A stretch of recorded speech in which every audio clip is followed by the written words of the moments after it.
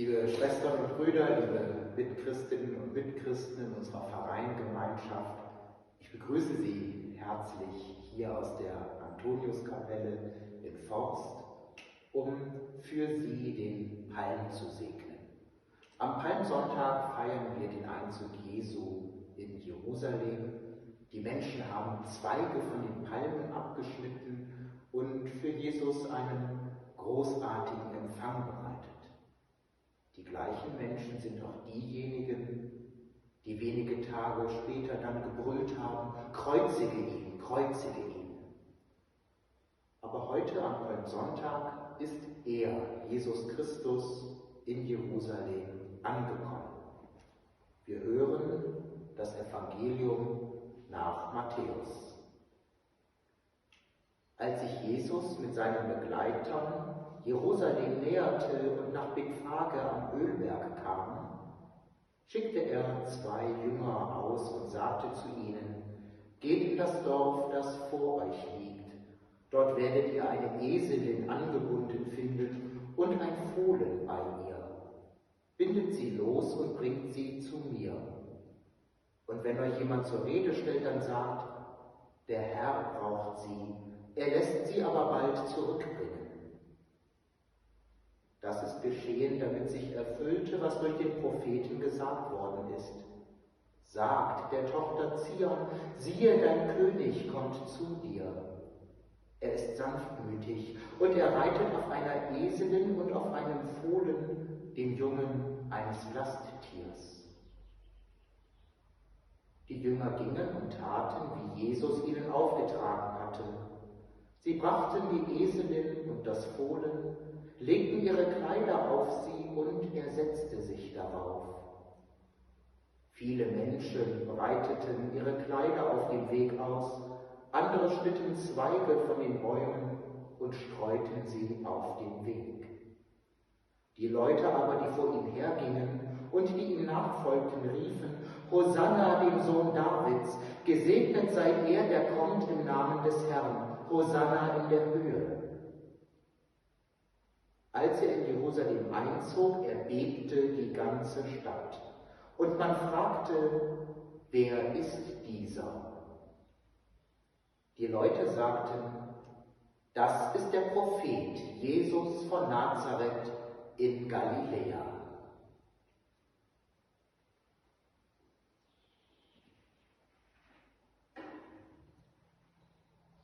Nach dem Palmsonntag nehmen wir ja traditionell Zweige des Buchsbaums, des Palms oder andere Zweige, die lange grün bleiben, und stecken sie in unseren Häusern an die Kreuze als Zeichen der Erinnerung an den Palmsonntag. Und so werden diese Zweige, die hier sind, nun gesegnet. Nachher werden sie in die Kirchen unserer Pfarreiengemeinschaft gebracht und Sie können sich von dort Palmzweige für zu Hause mitnehmen.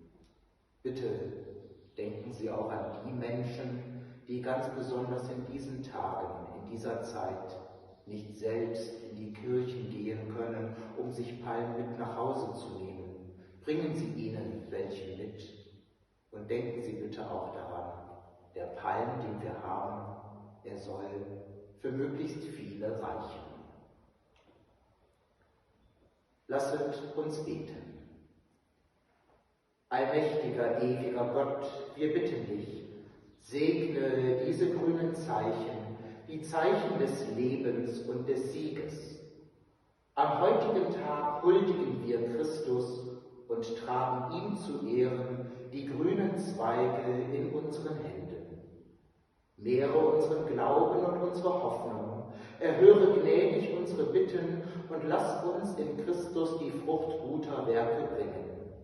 Darum bitten wir durch ihn, Christus, unseren Herrn. Amen.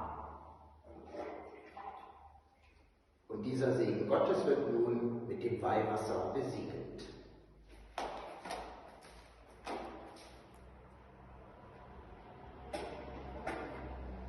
Beten wir gemeinsam das Vaterunser.